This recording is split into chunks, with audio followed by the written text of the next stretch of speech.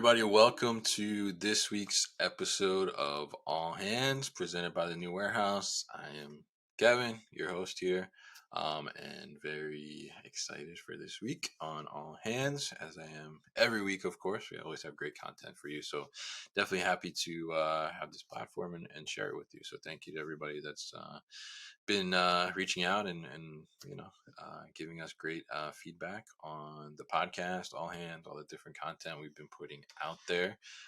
So this week we had Joel Thomas of Siemens on the podcast on Monday. That was a conversation from ProMat. Definitely check that out. We're talking about digital twins there and how Siemens really is playing a big role in intralogistics and helping companies move forward.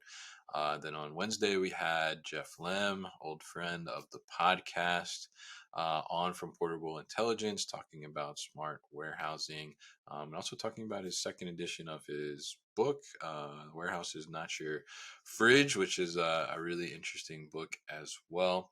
So definitely check those out. We've also started sharing some of the conversations from our live stream at ProMat, which are being posted on our YouTube channel. So if you haven't already, please subscribe to our YouTube channel as we're putting those up there. We've chopped up those long live streams into the individual conversations so you can easily find them, and we're posting them here on LinkedIn too, so you can find those as well. Also this week, I wanted to talk a little bit about, and some of you might not be familiar, but I'm very much involved in my local ASCM. It's Association of Supply Chain Management chapter.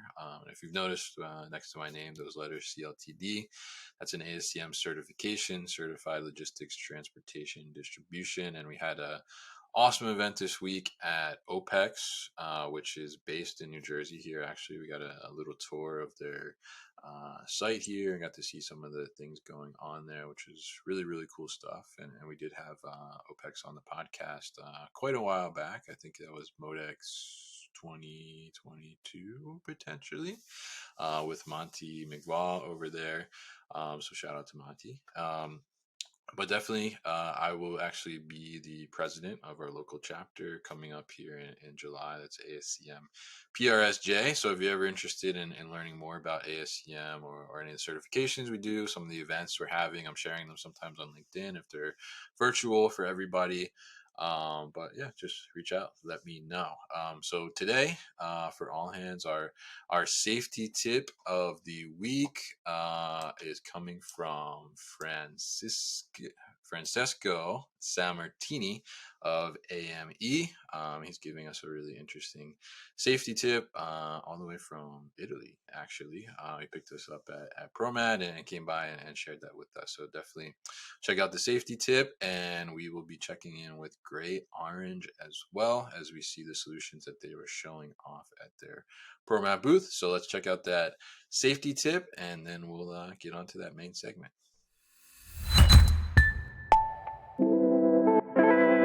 My safety tip will be for you guys to understand that safety is not a cost but an investment, because it can not only save lives but increase the efficiency and productivity of your operations.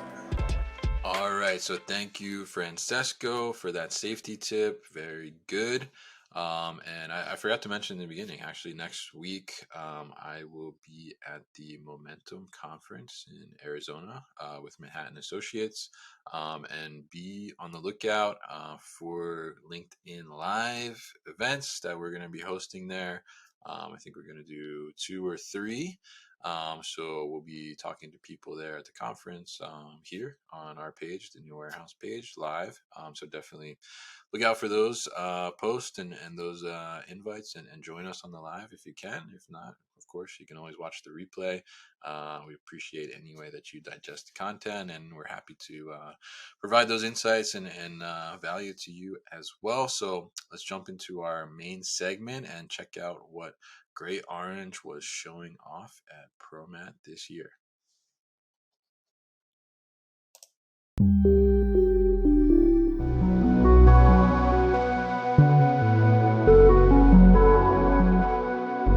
Hey guys, it's Kevin with the new warehouse. I'm here at ProMat 2023. It is day 4. Things are wrapping up, but we're still checking out booths and seeing what's going on here. I'm at the gray-orange booth, joined by Mayank, and he's going to show us a little bit of what's going on with gray-orange. So tell us a little bit about Sure. gray-orange first and what it is you guys do. Yeah, sure. So we're a software platform that basically orchestrates fulfillment for our clients' warehouses using automation as an enabler, right? So what I mean by that is we look at automation as a combination of optimizing inventory, orders, people, and robots coming together to basically give you the kind of throughput or the kind of efficiency that any of these things optimized individually will never be able to give you. Got it. Right? And so we honestly see the robots and the automation as one part of that puzzle. Right. Whereas in our mind, for any warehouse to efficiently operate, all of these need to come together. Absolutely. Right. And so gray-orange basically has its own signature platform called Gray Matter, which is a cloud-based, AI-driven multi-bot orchestration and fulfillment platform, where we integrate with multiple different types of bots from multiple different partners who we certify for safety, reliability, and all other parameters, and orchestrate through a single software layer. Right? All right, great. So why don't we take a look and see what's going on here in the booth and how these things kind of work together and the orchestration happens. Sure, absolutely. So the way we've designed this is to sort of walk people through how in our minds a warehouse functions or a micro fulfillment center functions or a store-based fulfillment functions, right? Because all of these are fulfillment nodes within any operation, right? And so if you look at this is almost like laid out like a warehouse, right? You have inbound over here. Let's say trucks coming in and dock over here with inbound, and outbound over here with docks, right? Within what happens from inbound to outbound, we've tried to cover all of the different flows, right? So you could have dock to stock, which is just bringing in inventory after inbound right to your storage, right? You could have returns management, so a bunch of VAS activities and liquidation and stuff like that before you bring it into inventory and storage, right? When you want to move from this to this, you have material movement all across the warehouse. You have omni-channel storage and picking. You have e-com storage and picking in different warehouses. You have packaging and sortation as well before outbound, right? So these are the processes as we lay them out. Now, the way to look at gray-orange is if you go to any of our solutions, we basically talk about how we orchestrate inventory, order, people, and bots to basically make an efficient omni-channel process, right? And so our entire idea behind this is to tell you what our capabilities are, what are the industries that we are typically engaged in for this capability, what kind of highlights do you get out of an omni-channel solution from us, what are the different types of bots that we can orchestrate to make this possible for you, and then end result, what would you get as a benefit out of the solution, right? And obviously there are a number of clients whom we've sold the solution to, implemented the solution with, and so we have videos of those clients and what they've been able to do with us, right? So I'm curious, as we talk about this and you being able to handle all these different aspects of the warehousing, a lot of people attending ProMat are coming because they're looking for automation solutions, robotic solutions. I mean, why would they want to go with a solution like gray-orange and utilize Gray Matter to start that automation journey? Sure. So the reason why we have gone down the path of making this platform happen and really promoting this platform is honestly because we have seen the market evolve where different types of hardware are getting innovated constantly, right?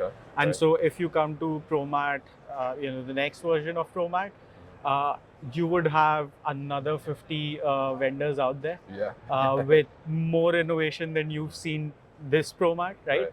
And so it's rapidly evolving where there is so much, there's so much differences from one year to another that if you want to buy automation, right? Yeah. And you buy, let's say, any single type of automation today, you implement it. Tomorrow, if there's a better solution in the market, you're stuck with what you've bought. Right. Now, if you want to go after something which looks better, might be even better for you, Yeah. you're going to go through the entire cycle of buying that automation again, understanding it, implementing it, decommissioning the old stuff, which is just never going to be possible, right? Because automation large scale is going to be a 1.5, 2, 3, sometimes 5-year payback. Right. So you're not going to be able to decommission this and take the next best thing, right? Whereas this platform basically gives you the ability to take the right fit for your operations at any given point in time, and then without having to go back and again go through the whole cycle of assessing automation or figuring out business cases, do it with a single platform, so that you're not integrating constantly, you're not running around trying to figure out how to make the automation work, right? We do that for you. The other reason why we think going with gray matter is the absolute right choice is because everybody tends to focus on a single point solution in the warehouse, right? And when you have a single point solution, you might do it really efficiently, you might be the best out there, right? But efficiencies in a warehouse cannot be localized. So if you have localized efficiency in any one operation in your warehouse, that tends to create bottleneck in some other part, which basically stops you from realizing the efficiency overall in your operations.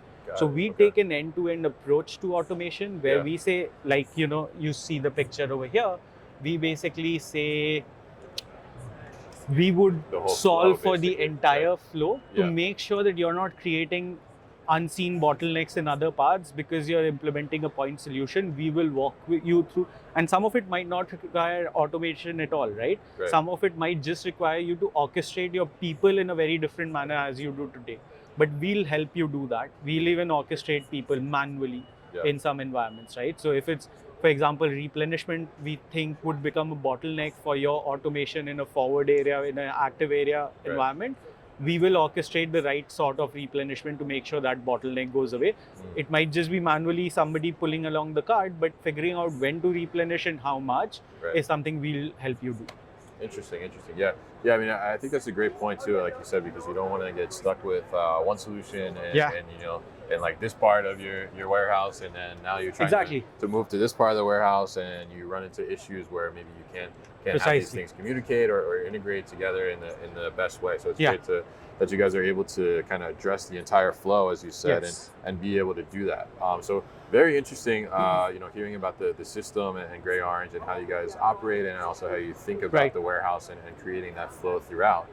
So we see some robots behind us here. So why don't you tell us a little bit about what's happening here? Yeah, absolutely. So these are both partner robots, right? Both work on LiDAR SLAM-based navigation. So that's a piece-picking cobot. This is basically an intralogistics pallet carrying bot. It could carry roll cages or trolleys as well. Now, what we've really tried to display here are two things. A, these are both partner bots. We run them from a single software instance at any point in time, right? So when we implement the software platform Gray Matter onto any warehouse, you could have 5 different bots, but they'd be running off of the same software. Now, where that becomes really, really useful is that these can coexist in the same environment, and we can optimize flows between these two, right? So just imagine that my colleague over there is picking pieces along the line. This bot is carrying like a empty pallet, right? And then he suddenly needs to pick a case. He'll get instructions on that bot screen that, hey, now you need to just put a case onto a completely different bot, right? So he's being able to interact with different types of bots in a seamless environment with a single software. And the software is making sure that it knows that he's already doing some work. So not to load this bot to stand here while he has to complete other work, because then the bot's idle, right? And there's inefficiency. So the ability that we have to have all of these different partner bots, so we have 2 of these, we have other partner bots as well. This is, for example, a partner bot. You see some of the Tompkins bots out there on the corner, the T-Sort bots. Right. So we've partnered up with Tompkins as well. We've live sites with those guys. You have Fetch Robotics bot over there. Okay. We've partnered up with them as well. So all of these different bots that you see run off of a single software instance. Yeah. And that's very different in terms of philosophy and implementation to anybody else out there. Because, like I said, it's a single software interface. So we optimize your operations across all of the different bots while, human beings interact with these seamlessly. Very interesting, and I think you're just name dropping there, like every robot that's out here, right? So I mean, it's kind of a question of like, who haven't you partnered with? But at the same time, I see here out of the corner of my eye, you have the phononic totes up here. Absolutely.